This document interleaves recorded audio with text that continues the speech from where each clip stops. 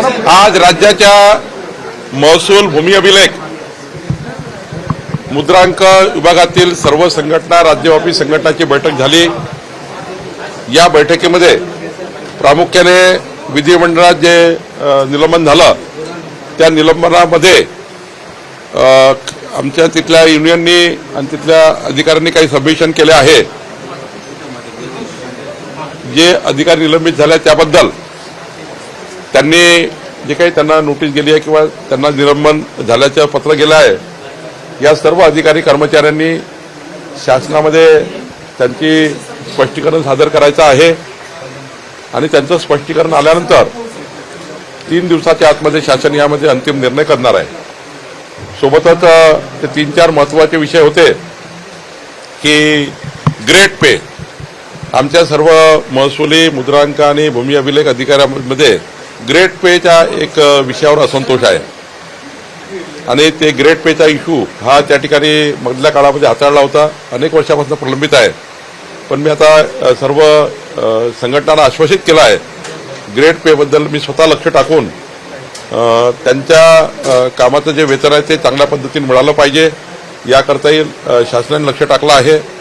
सोबतच त्या ठिकाणी नायब तहसीलदारच्या निवड श्रेणीमध्ये निवड करताना इंटरनल परीक्षा या ज्या घेतल्या गेल्या पाहिजे त्यावर त्या ठिकाणी त्यांना निवड देण्याबद्दलची एक त्यांची विनंती आहे संघटनेची। जसं मुद्रांकामध्ये आम्ही विभागामध्ये केलं आहे की निवड करताना निवड श्रेणी देताना त्या ठिकाणी परीक्षेच्या आधारावर इंटरनल परीक्षेच्या आधारावर आम्ही त्या ठिकाणी निर्णय घेतले आहे। असेच निर्णय भूमी अभिलेख आणि महसूलमध्ये व्हावे ही संघटनेची मागणी शासनाच्या विचाराधीन आहे। निश्चितपणे यावर काम करणार आहे। सोबतच महसूल विभागाचा आकृतीबंध हा आता परवा आम्ही मुद्रांकाचा आकृतीबंध झालेला आहे, पण महसूल आणि भूमी अभिलेखचा आकृतीबंध हा त्या ठिकाणी प्रलंबित आहे। लवकरच उद्या एक संघटनेची बैठक आमचे एसीएस महसूल घेतील आणि आजची परिस्थितीनुसार म्हणजे जांगड समितीचा अहवाल आमच्याकडे आहेत, पण या ठिकाणी काही आधुनिकीकरण झालं आहे, काही त्या ठिकाणी जनसंख्या वाढलेली आहे। 15 वर्षापूर्वीचा काही प्रपोज आकृतीबंध असेल तो काही तसा काही राज्याला फायदेशीर होणार नाही आणि म्हणून संघटनेच्या सर्व म्हणणं आता आम्ही आकृतीबंधामध्ये अंतर्भूत करून एक चांगला आकृतीबंध महसूल विभागाचा आणि भूमी अभिलेखचा करण्याचा शासनाचा विचार आहे। तर त्या ठिकाणी संघटनेची बैठक होईल, आम्ही त्यामध्ये मार्ग काढू।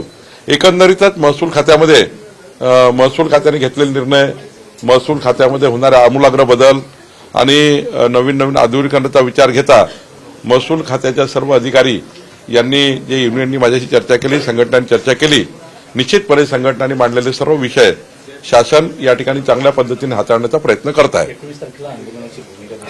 मी सांगितलं आहे की संघटनेच्या सर्व पदाधिकाऱ्यांना विनंती केली आहे की कुठलेही आंदोलन करायची गरज नाही। शासन महसूल अधिकारी महसूल अधिकारी आणि कर्मचाऱ्यांच्या मागे ठामपणे उभा आहे।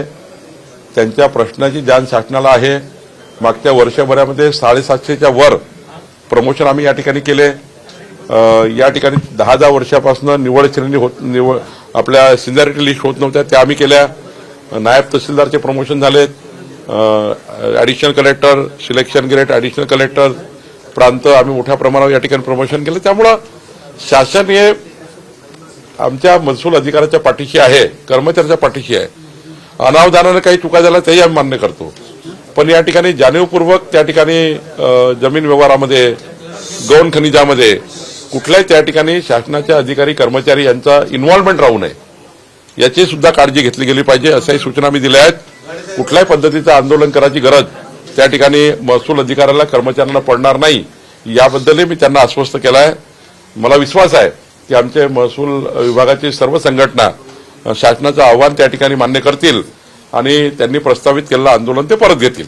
त्याचबरोबर कुठेतरी अधिवेशन काळामध्ये ज्या पद्धतीनं तुम्ही निर्णय घेतले गेले, काही विधेयक समोर आणली गेली, त्यामुळं काही जण दुखावले गेलेत आणि यातून सगळं राजकारण झालेलं आहे आणि अशा प्रकारे आंदोलन तुमच्या विरोधात दुखायला गेलं किंवा तुमच्या विरोधात अशा प्रकारे काही तक्रारी झाल्या वगैरे असं म्हटलं जातं। नाही, मला असं वाटतं की काही त्या ठिकाणी गैरसमज आमचे अधिकारी कर्मचाऱ्यांचे झाले आहेत ते आम्ही दूर केले।